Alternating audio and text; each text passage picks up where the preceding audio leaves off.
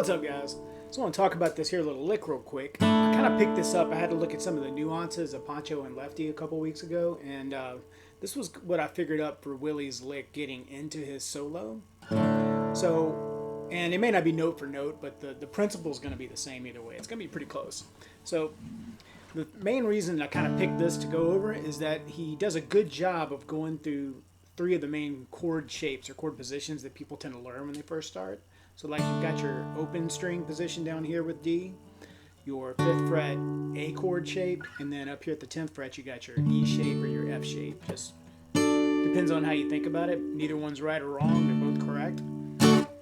And this could be useful trying to figure out how to transition between these shapes. And so let's go over it real quick. It's not as hard as it sounds. It's probably just got a couple things differently that you might not have done before, depending on where you're at. Mostly the sliding. But we're going to start just on the open D string, the 4th string. You're going to hit that 3 times. Simple enough. And then you're going to go straight up that scale to an E note and an F sharp note. That's the 2nd fret and the 4th fret of the D string. So put that together. Now, next, your first finger is going to go right below where it was to this A note. And it's the 2nd fret of the 3rd string. So, from the open position, that's the whole part of this lick.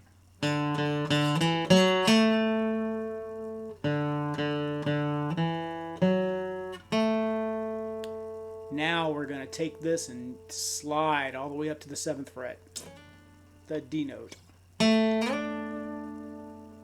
Now, you could pick this again, but honestly, you're probably just making it harder on yourself than it needs to be. You're really, to me, you want to let it just ring out once you get there. And you could spend a good, half an hour a night practicing just this for a few days until you finally get it under your fingers. Because if you haven't done a whole lot of this, it's definitely a little bit different. But it's worth it. It's a good skill to have. So up to this point now, again, we've got...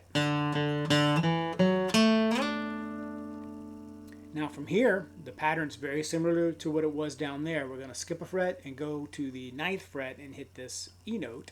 It's on the 3rd string again. Your first finger again is reaching right below where it was to this F sharp on the 2nd string.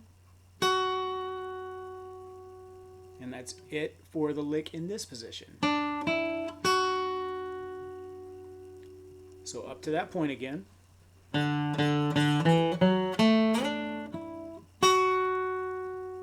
And then from here, we're going to do similar to what we did before. We're going to slide up, this time to the A note on the 10th fret. Same string, 2nd string.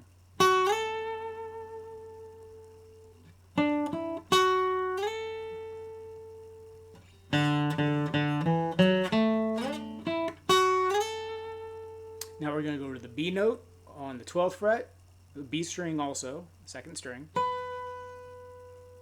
Reach your first finger straight underneath to this D note, 10th fret.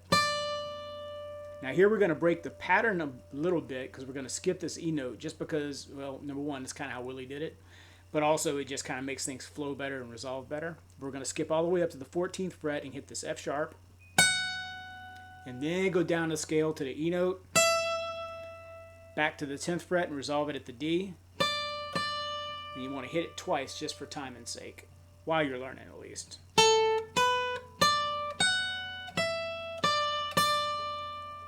Now, once you learn the actual notes, I personally I prefer to slide up to the 14th fret, but that's totally up to you, whatever actually works in the moment.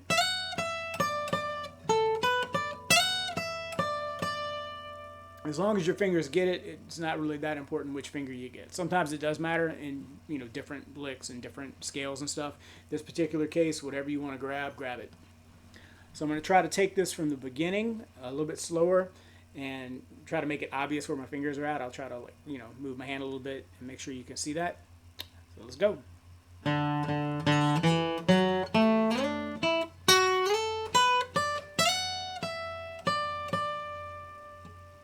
a little bit faster. And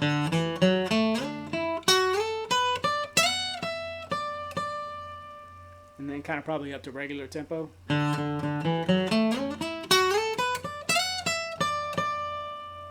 Alright, so you get the idea. Now, the purpose of this, well, besides it just being what it is, it can stand on its own, But like say a lot of times this first scale you might learn is the pentatonic scale. Maybe in this position for D, you can either think of it as a B minor pentatonic scale or a D major. Either one of them is correct to think about it in. It is whatever it works for you to to get the point across and for you to be able to use it. So, but for now, right now, we want to think of it. This is part of the D major pentatonic scale. This little shape right here.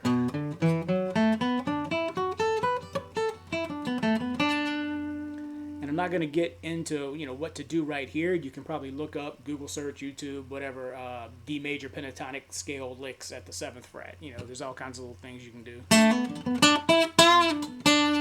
But assuming you know some of that, and then maybe up here at the 10th fret, this little F shape or E shape, there's also little things you can do there.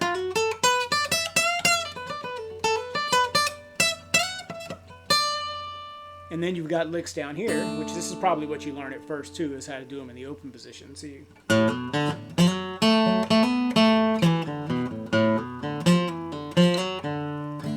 whatever it might be.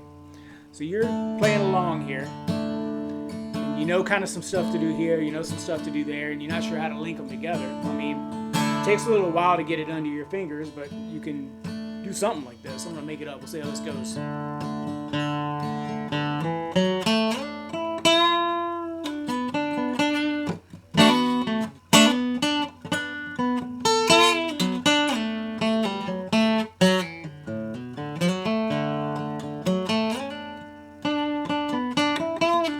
Try to go up the other one.